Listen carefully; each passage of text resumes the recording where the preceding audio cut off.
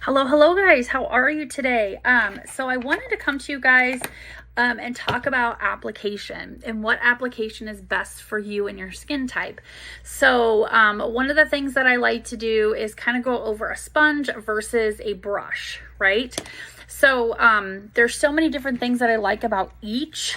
I love a sponge. I love using a brush, and I feel like there's so many different specifics that you could do when it comes to a brush versus a sponge, but it depends on the application that you want. It depends on I'm getting a new one out here. It depends on the consistency. Do you want it thicker? Do you want it lighter? Do you want more of a dewy finish? Do you want more of a like, what exactly are you looking to do? So I love this sponge because I love the little mesh bag it comes with, but I love this little doodad because it's like an egg-like, it's like an egg-like consistency. Isn't this a pretty color? It's one of my favorite colors, like neon green. But I like this because it's flat, but it has this egg in here, so then I can get in, I can get under, but I like this one because I like to press and roll sometimes. It just depends on the application that I am specifically looking for. So I'm getting this wet, and you'll see here in just a few minutes why. I prefer to have a dampen blender because it applies easier. It applies better. Okay. So if you look here, it's going to start to get, now don't ignore this. This is one that I use for Halloween makeup. Okay. So as you can see here, do you see how it's getting bigger? It's expanded. And it's like, so, and that's why I like to use the water sprayer because, it's not like super, super wet, right? It's just that damp feeling. So if you look here, it's expanded, it's bigger, it's fuller, right? And it's bouncier. Yes, this is like what Halloween makeup does to your brushes. So I'm going to show you on one side of the face what it's like versus the other side of the face. So I'm putting on some spray just to kind of get the skin prepped and ready. I already have my moisturizer on, and I already have my glow drops on. I have all that. So all I had to do was put on my spray. So I'm gonna go right here and show you guys a little bit. I'm trying to match my foundation. So this was my original color a couple weeks ago, but I've been in the sun a couple times. So I want to make sure that I'm using the right shade on myself. Okay, and then there's this one. Okay, so do you see how this falls into my skin? Do you see that, how it just disappears? These are too light. So I matched my chest, my neck, and my face. Okay, so make sure you're matching from your neck, your chest, and your face. Okay, so I know it might seem like your foundation might be a little bit darker up top, but do you see how that just basically disappeared into my skin? Okay, so I'm going to take my sponge and I'm going to show you guys here. Okay, so I'm going to take this, and usually it's in a compact, but it's in my mirror. So I'm just going to take my sponge. Now, a lot of people get really like foundation happy, and you only want to just do a twist. Okay, we're going to do a twist, and then we're just going to go back in, and then we're going to pat that in. Okay, we're just going to go in,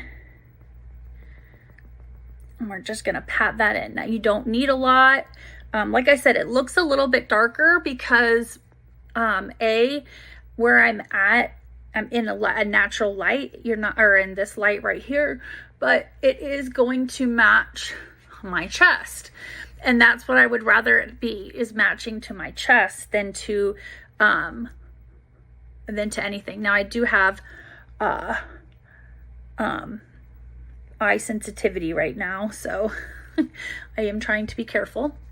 Okay, so do you see how you literally just had to twist it like that, and then you just applied it, and it just goes in there. Now I like to take whatever's left over I like to pull it back. Now we can also match just for your face. Sorry, I have like a piece of hair stuck on my face.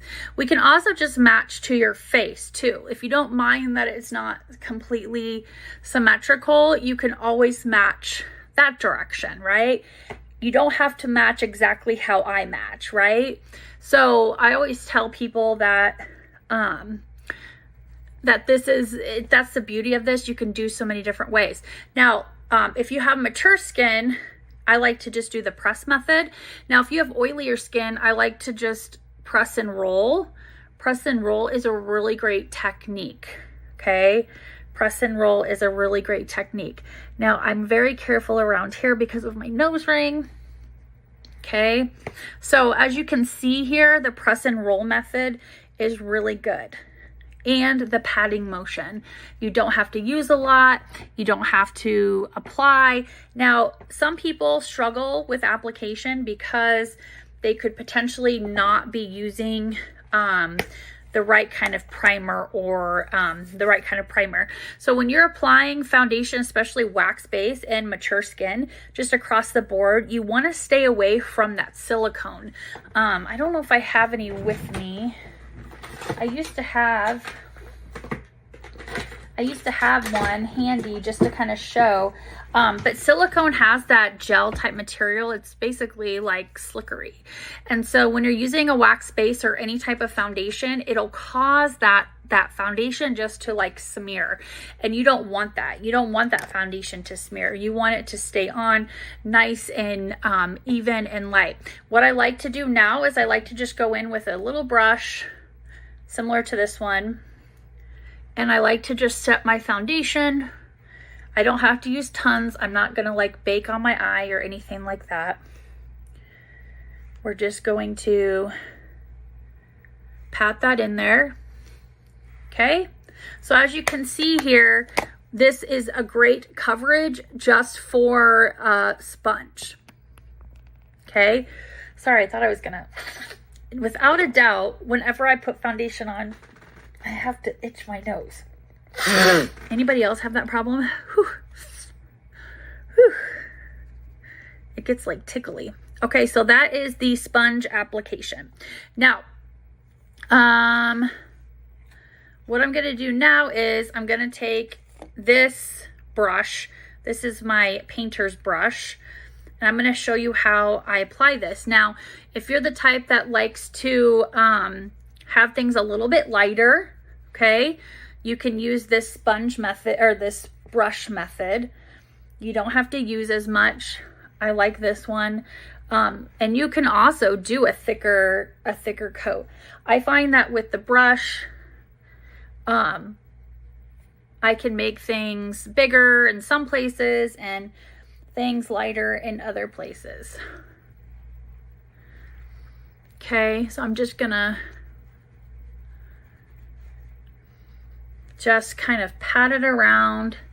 Okay, so I'm still getting that effect if I want to, but I'm just kind of blending that in. And again, I can go in and make it darker if I need to make it darker, right? So that's the differences in the application. If you want it to be a little bit lighter, you can also layer this with a brush, right? It doesn't have to necessarily be just a light coat.